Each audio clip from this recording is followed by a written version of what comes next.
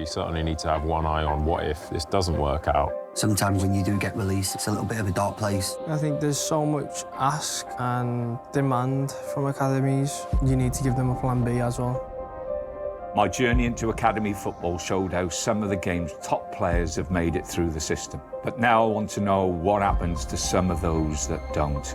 Coming up in this episode, we hear some harrowing stories from people who fell out of football. Do you know what? I knew he was gone. You just can't even begin to comprehend it. Honestly, the truth, I'd go out to the car park and I'd be having a breakdown.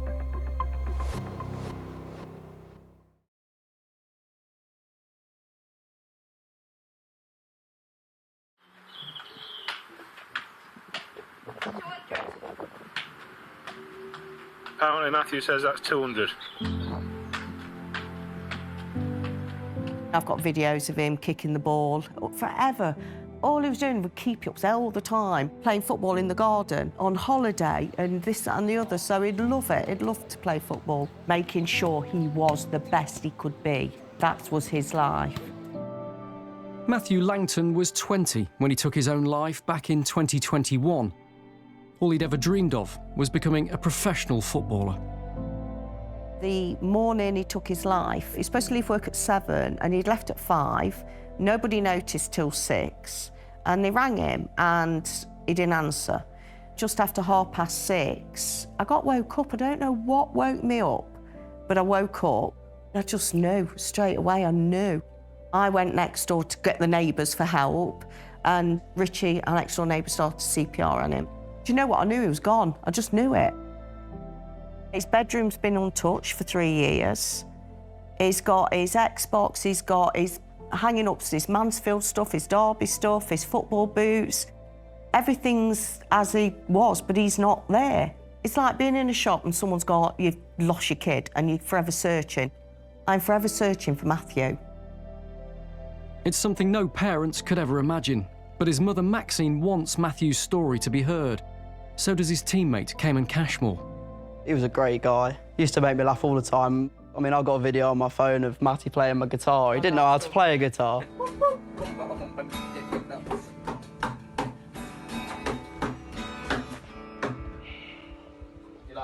And he's there making up a song, and it's hilarious. It's all we have. We have memories like that, playing PlayStation, going gym. I always used to go gym with Matty. Me and him were quite similar in the fact like we just say stupid jokes and have a laugh.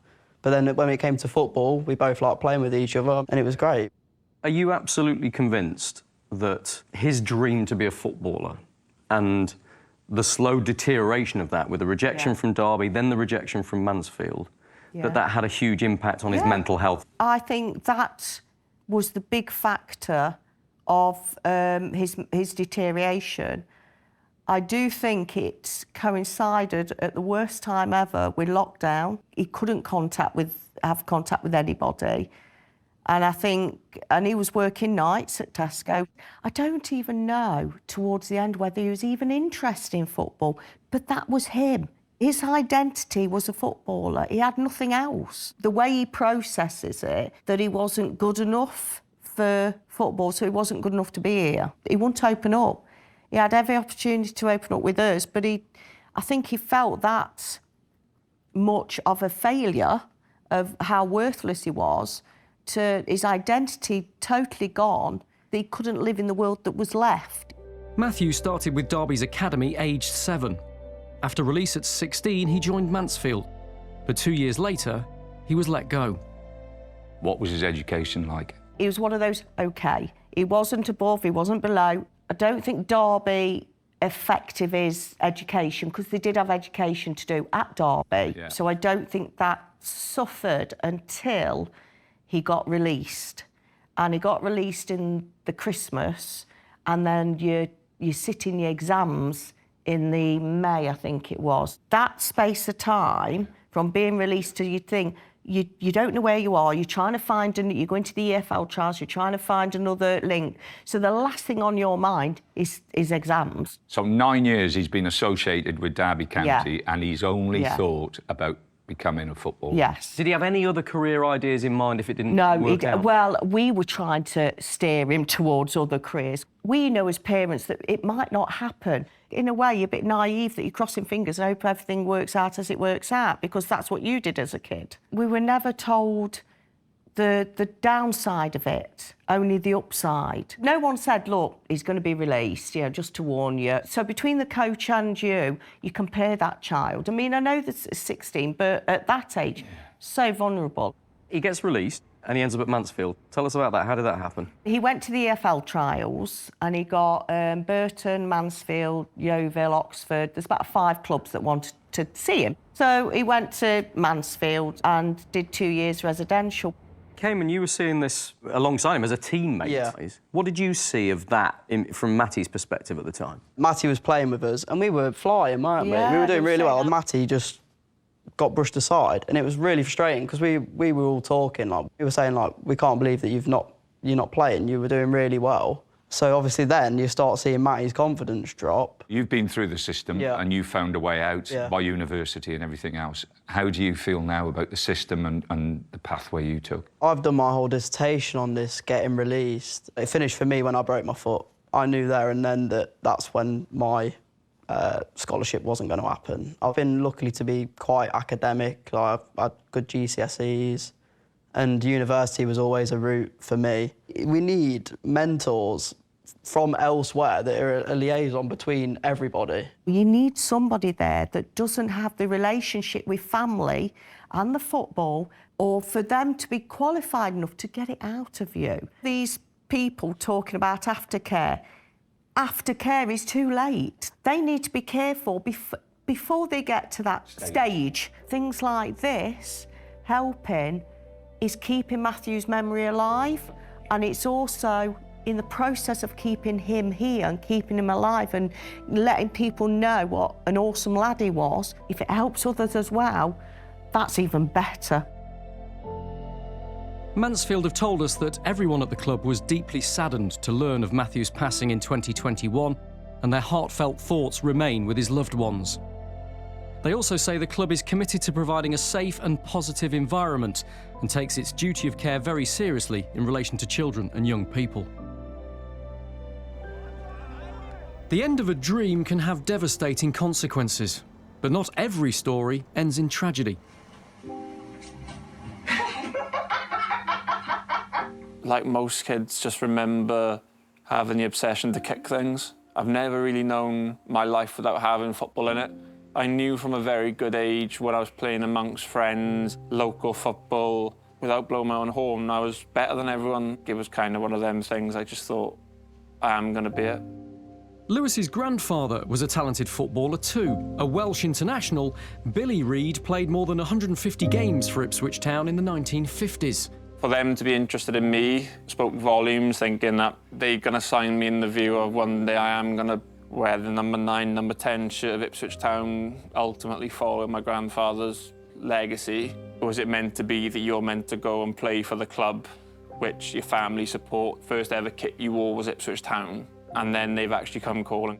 Very quickly it made perfect sense, and it was almost meant to be. When did it start turning sour for you? I'd probably say around December of my first year, only because I had an injury. They didn't believe I was injured because they felt like I didn't want to play. So you started to feel more and more alone and ostracised? Yeah, I struggled a lot. We go in at 9 o'clock, have a stinker of a day, not wanting to do anything, a lot of waiting round. You're thinking your injury's not getting better. You're hardly with the boys. You then go home to your host family, who are lovely to me. Not in any mood to talk to anyone about what your day's been. So you started bottling it up rather than telling us? I started bottling it up. Went to bed at times crying, thinking, why is it happening to me? 300 miles away from his family, Lewis was despairing. He decided he didn't want to go on living. Can I take you back to your lowest ebb? I remember what I had for breakfast. I remember going to the ground.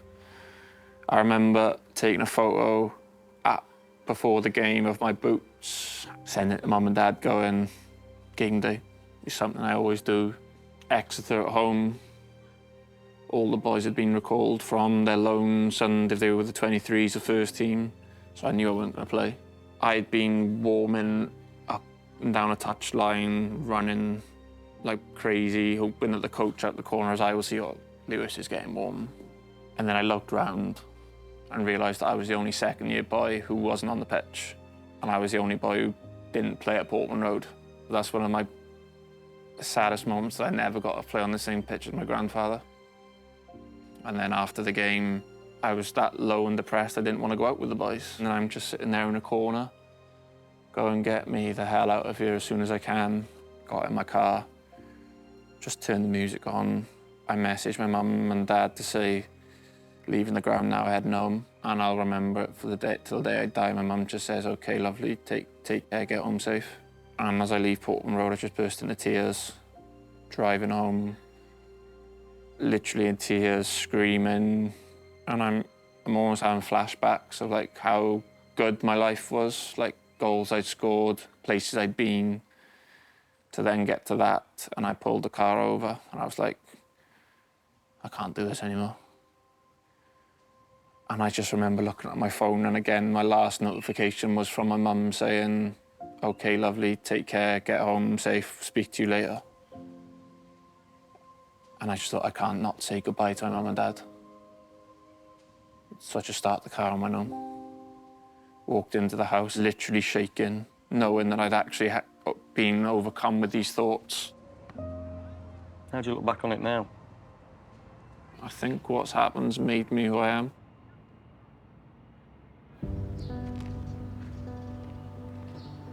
Are you all good for the dates you've been given? You'd be 600 deep, then you'd have your bar stools.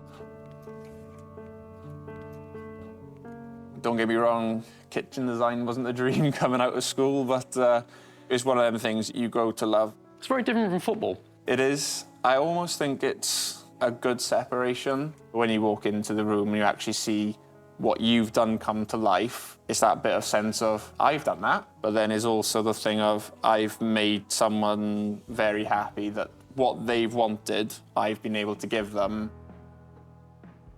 Give us an idea of Lewis's life now and where you see him as from a parent's perspective. Right now, it's brilliant. We're fortunate we've got a family business, so we're fully aware that other lads go through this and they may not have a job to come into. When Lewis came back to Ipswich, he had no idea what he wanted to do. He didn't want to do anything. We had a period where he'd just be lounging around the house all day because he had no direction, no idea what he wanted to be.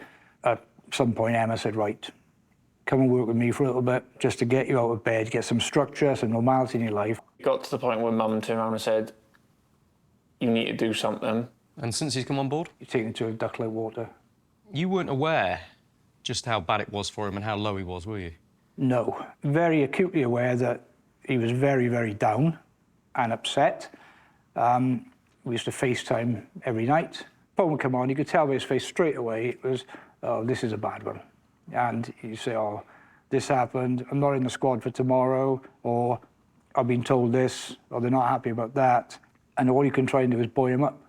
Do you remember the time when he told you about what had happened? Just one day I had a phone call, can you come home, I need to speak to you and Mum. He said, sit down, he said, I've got something to tell you. And he said, I nearly took my own life. And to hear that come out your own, you know, from your own child, you just can't even begin to comprehend it. He's got to that lowest of low ebbs, and he's now turned his life around, and it's incredibly positive, his story now, and where he is now. I'm proud that he even got a scholarship. I'm still proud to tell people he's got it, even after the negative that he went through, because not many people even get through the gates of a professional academy. The relief is he's out of this dark place, relief that he's enjoying his football. Your outlook on football's changed, hasn't it? Yeah, I scored 28 goals last season in all competitions. Last year was probably the most I enjoyed my football in years. It was getting to the point of I was turning up thinking, how many am I going to score? I've had offers since I've joined to leave. What, and go to a higher level? Yeah, even to the teams in our division. Not interested? No, everything here is what I want. I live 5 minutes from the ground. I'm not saying it's a comfort blanket. I play for my home club now. I still go to bed at night and I'm still dreaming about playing football. I'll always still have that burning desire that a part of me wanted to be a footballer. Ipswich Town have told us the safeguarding and welfare provision across the club has seen substantial improvements in recent years. They stress that all academy players now have mentorship from former coaches or players to help them transition elsewhere in football or outside the game when they're released. Support sessions are designed to help players manage stress, anxiety and performance-related pressure. Emotional fitness and mental resilience, they say, are just as important as physical talent.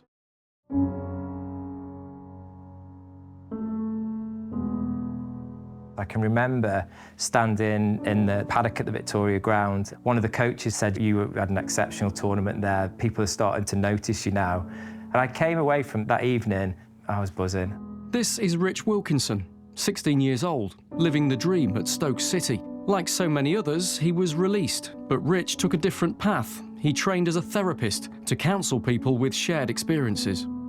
Are you saying that for you back then, your entire status and feeling of self-worth was bound in with your football? Absolutely. Everything was football. The confidence it gave me, self-esteem it gave me, this athletic identity. It starts from the moment that people around you are telling you you're good. Explain to me a bit more about that athletic identity then. It's almost like this false reality that you create for yourself. So if you imagine after deselection, when that's gone, that athletic identity doesn't serve in the real world anymore. This is where a lot of the problems come for deselected football players, because they're still trying to feed off that person. I notice you use the phrase deselected footballers, not dropped footballers. No. That's no. presumably deliberate. Absolutely deliberate, and I think it doesn't sit very well with rejection. I don't think it gives that player enough credit, if that makes sense. Let's be realistic here. You know, how many deselected players keep football clubs going? You know, without the deselected players, there is no football team. When I sat in therapy myself, one of the first things my therapist said to me was that you did okay.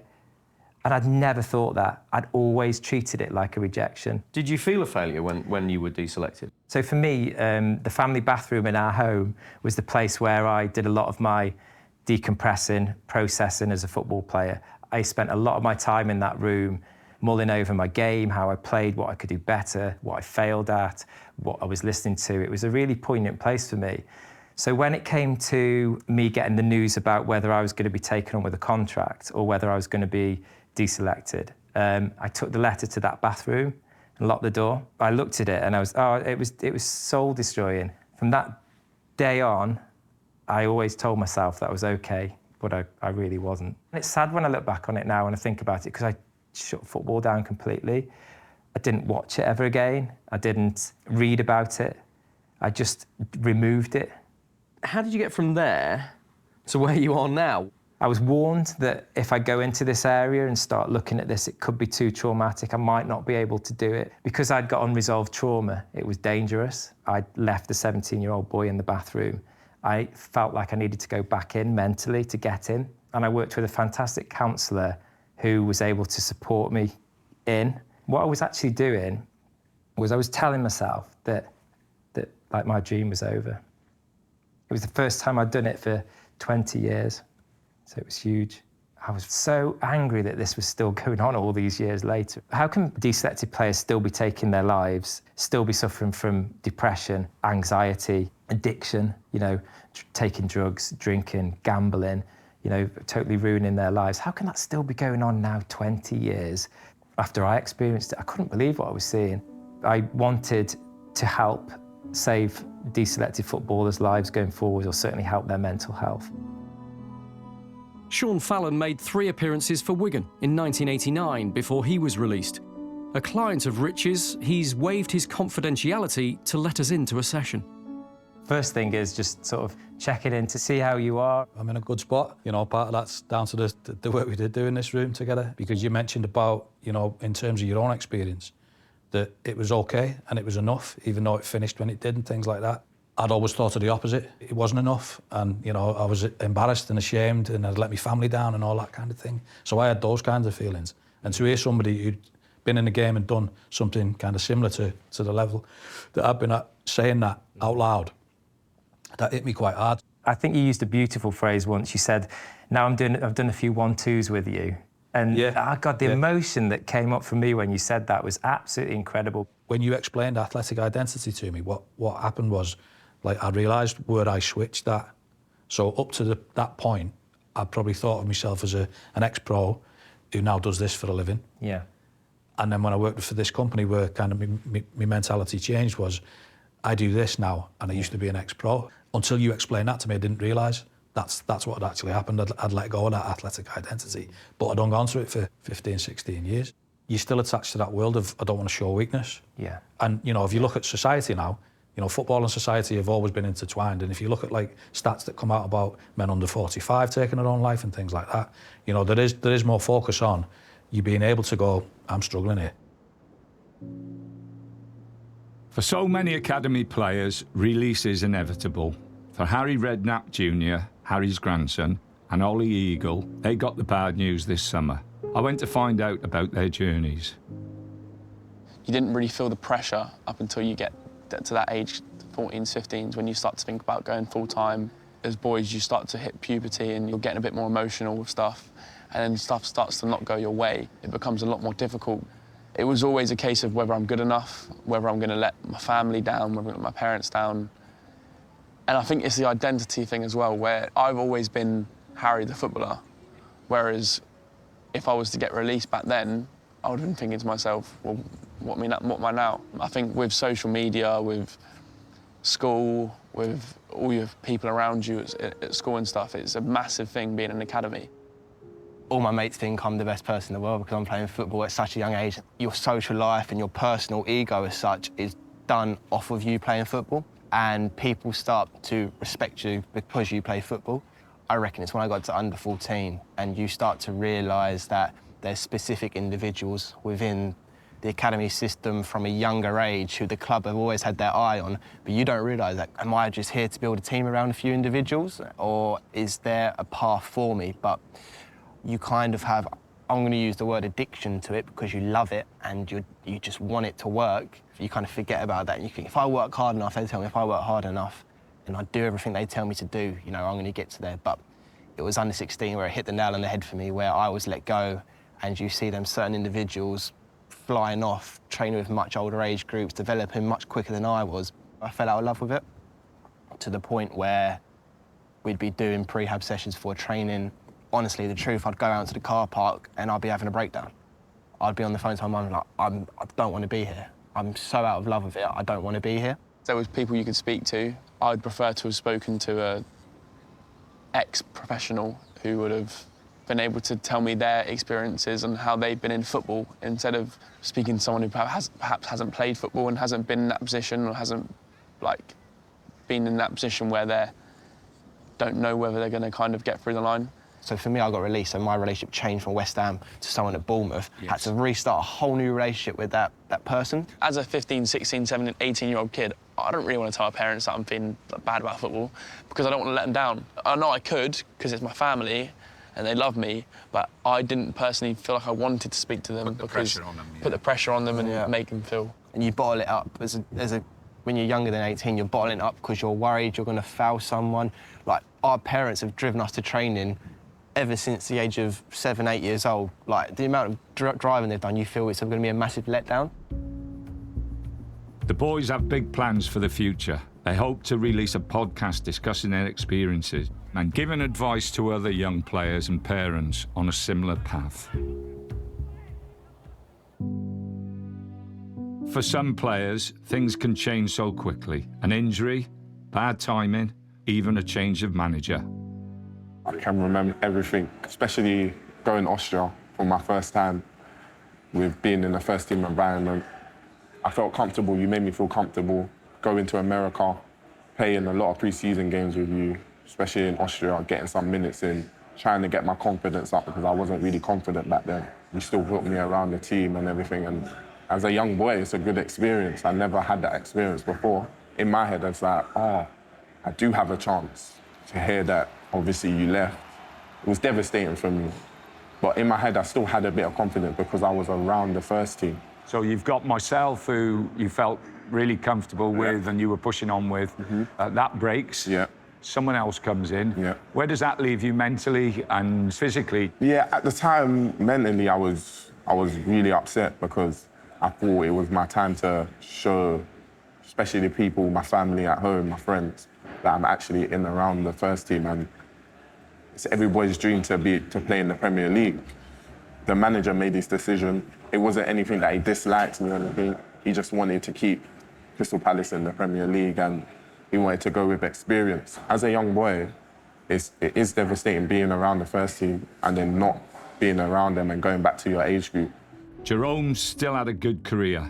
4 loan moves away from Crystal Palace before spells at Peterborough and Chesterfield. He then played non-league at FC Halifax Town, Barnet, Maidstone United, and now Dulwich Hamlet.